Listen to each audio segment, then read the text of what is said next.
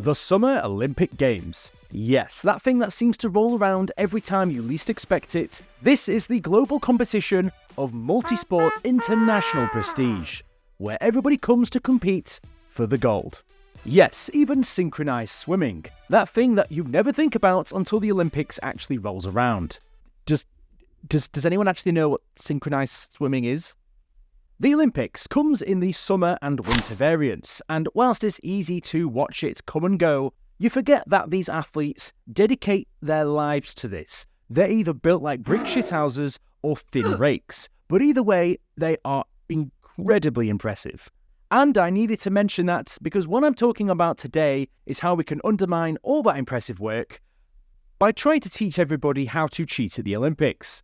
Yes, you didn't misread that title. This is exactly what I'm talking about today. This is how somebody can con the Olympics and beat out people that have put so much hard work and effort into their chosen sport or event. Today's video is how to cheat in the Olympics. When I was young, I always did kind of think I would love to go to the Olympics one day and actually compete because, you know what, that would be an awesome life experience. But then I remembered that I spent my youth playing video games all the time, and especially at my age, realising that that is just a pipe dream. So maybe in the next lifetime. Or if you simply don't want to do it legitimately, just cheat. Anyway, cheating at the highest level in sports is nothing new. I mean, we have numerous cases of people taking performance-enhancing drugs, winning events, and then being caught, and then not so graciously having those accolades ripped away from them as a result of being a cheaty muck cheater pants, as mentioned in the official Olympic guidebook. Don't quote me on that. So yes, whilst we could talk genuinely about this and how someone might go about it, we're going to talk about an actual time that this happened, that people cheated the Olympics, won, and then got caught for cheating. It's a pretty remarkably audacious plan, but somehow it worked. The International Paralympic Committee outlines the eligibility criteria to be considered a Paralympic athlete for someone that has a physical, vision, or intellectual impairment. Naturally, someone with one of these impairments would make you have a competitive disadvantage in sport. And whilst that's the case, these people are still incredible, and in my opinion, even more incredible than your standard athlete. I mean, these people have to go through so much more and overcome so much to get to the level where they are considered the best of the best. Truly mind-blowing. The Paralympic Games are designed to celebrate the athletic achievements of individuals with disabilities and providing them with a platform to compete at the highest level. It's also a gateway, if not properly managed, for somebody with absolutely no disabilities whatsoever to swoop in and take the gold. In this spirit, the Games are meant to uphold the most stringent eligibility criteria to ensure fairness and equality amongst competitors. So, when looking at the intellectual disability category, athletes must have an IQ of no more than 75 and significant limitations in adaptive behaviour. These criteria are, quote, essential for maintaining the honour and the true spirit of the Paralympic Games. So, to qualify, you have to meet these criteria. And, I mean, if someone could just, pretend their way in without actually having these impairments, then what stops them from competing? During the 2000 Sydney Paralympics, the men's basketball for athletes with intellectual disabilities would see deception at the sheer highest calibre from the Spanish team, the cheeky bastards, and this gets incredibly bad. The team, consisting of 12 players, was meant to represent Spain in the intellectual disability category. However, it was later revealed that out of the 12 athletes, 10 had no intellectual disabilities whatsoever. This wasn't just someone rocking up and claiming that they had these disabilities. This was planned to the nth degree. These 10 athletes came with the receipts. They had what they claimed were sufficient evidence and to deliberately falsify these records to show that they had the impairments they were claiming to have. And pretty much involved them deliberately falsifying these records to show that they had an impairment which they didn't actually have. How the hell could this possibly happen, you might ask? Well, non-disabled players were recruited and instructed to act like they had these impairments. These players went to great lengths to maintain their facade, including deliberately failing IQ tests and displaying behaviour consistent with intellectual disabilities during assessments. Basically, fake it till you make it, and I don't mean the good kind where you make yourself a better person. I mean the type where you pretend you have a disability to perform in the Paralympics. People are fucking awful, aren't they? No doubt that if you can trick people into believing that you have a lower IQ than your competitors, this is going to be a significant advantage, whatever sport you decide to cheat in. The scandal might have remained hidden for some time if it weren't for the investigative journalism of one big, bold legend called Carlos Ribagorda, an undercover reporter for the Spanish magazine Capital, who had infiltrated the team and participated in the games, which is undercover journalism to the extreme, and I'm all here for it. We need people like this more to do this. Following the team's gold medal victory, Ribagorda published an exposé detailing this deceit in the most open way, and even revealed that he and other non-disabled players were part of the team, thereby uncovering this widespread cheating for the entire world to see. Damn. He went on to say that the Spanish Federation for Sports People with the intellectually disabilities deliberately chose to sign up athletes who were not intellectually disabled to win medals and gain more sponsorship. Truly awful.